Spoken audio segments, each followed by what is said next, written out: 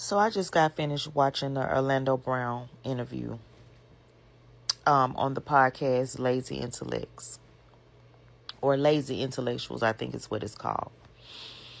But watching that podcast, I can clearly see that Orlando Brown is far from crazy. The man is actually a genius.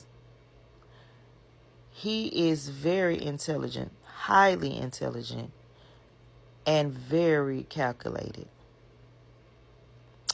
And in that interview, he drops so much information that it blew my mind. It blew my mind.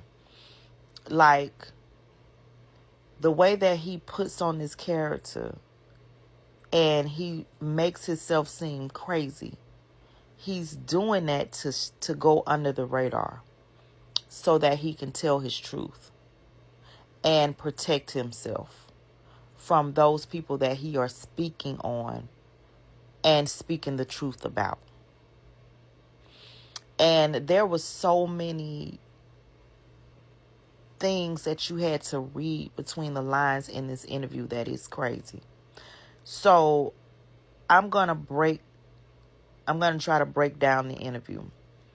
So of course there are going to be several parts because it's so much. But when I tell you every name that he mentioned in that podcast was for a reason.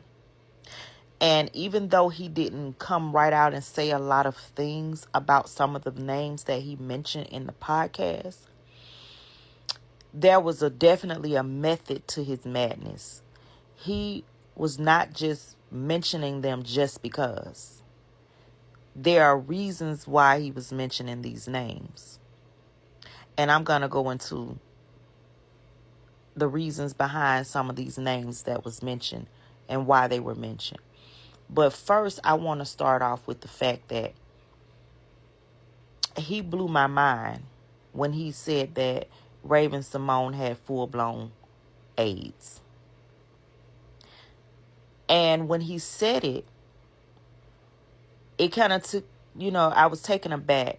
But one thing about me, I'm always skeptical. I never just believe anything that I hear right off bat. And when somebody tells me something, I'm not only listening to what they're saying, but I'm also analyzing what they're saying, how they're saying it. I'm analyzing their body language, their facial expressions. I'm watching their eyes. I'm paying attention to everything as a whole because that is how I determine whether somebody is being truthful or not. It's a skill that I acquired as a child that has been a very, very useful tool for me in my adult life. Knowing when people lie to me, because I've been lied to so many times as a child.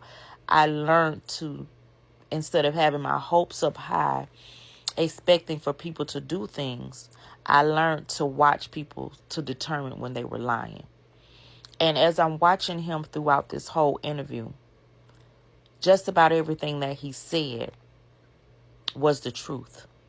And you definitely have to read between the lines and you have to decode what he's saying.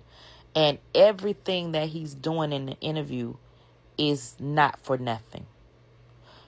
Even down to there's a part in the interview where he gets upset with the guy. The guy name is Emmanuel Ramones.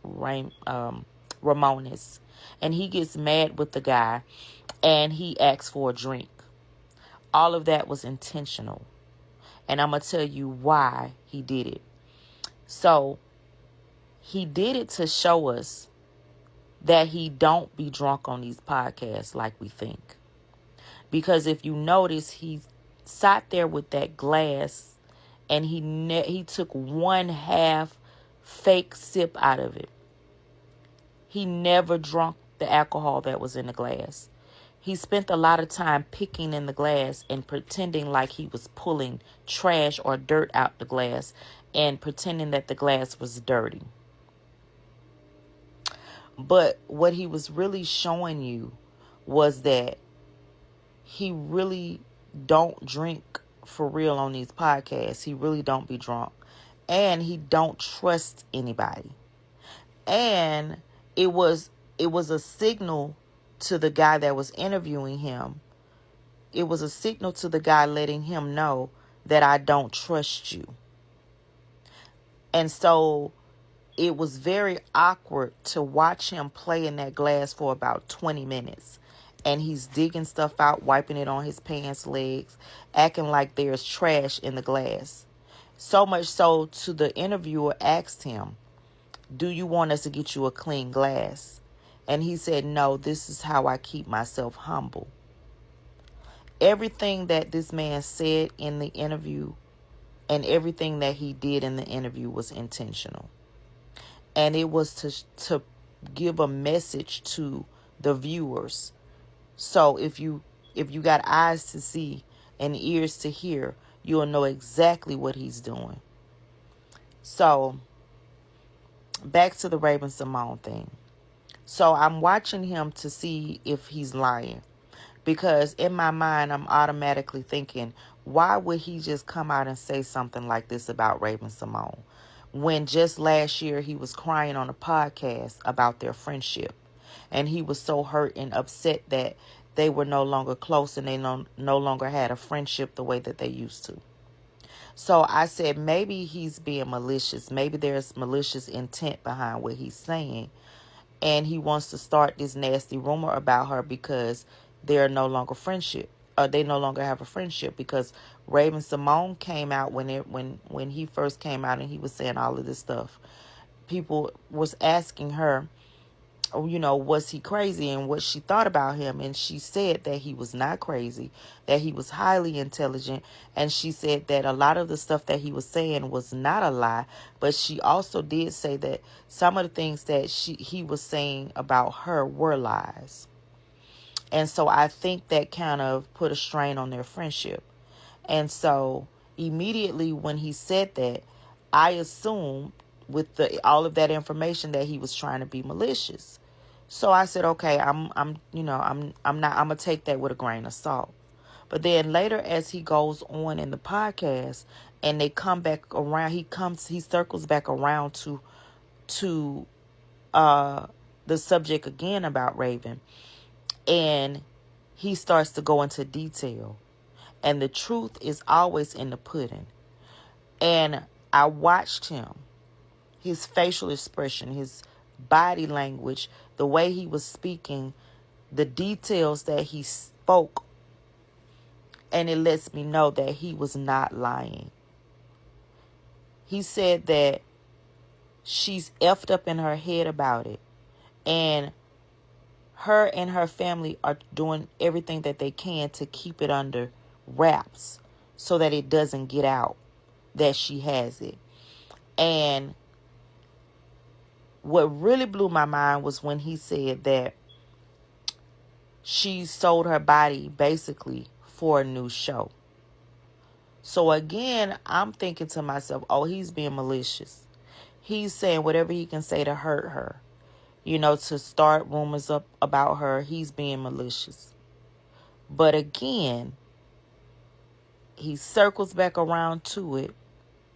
And I can't help but to see that he's actually telling the truth.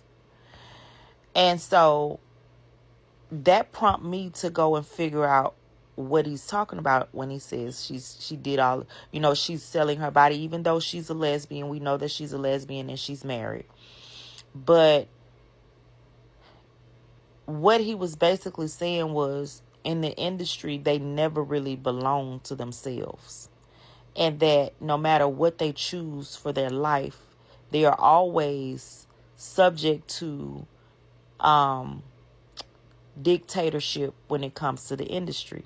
And so in order for her to keep herself relevant, in order for her to continue to make money, although she's not sleeping with men, if she wants to keep a relationship with Disney because Disney owns her, then she has to do what Disney say do. And it's always going to be something to humiliate them. And so because Raven is a lesbian, of course, the number one thing that will be a act of humiliation for her is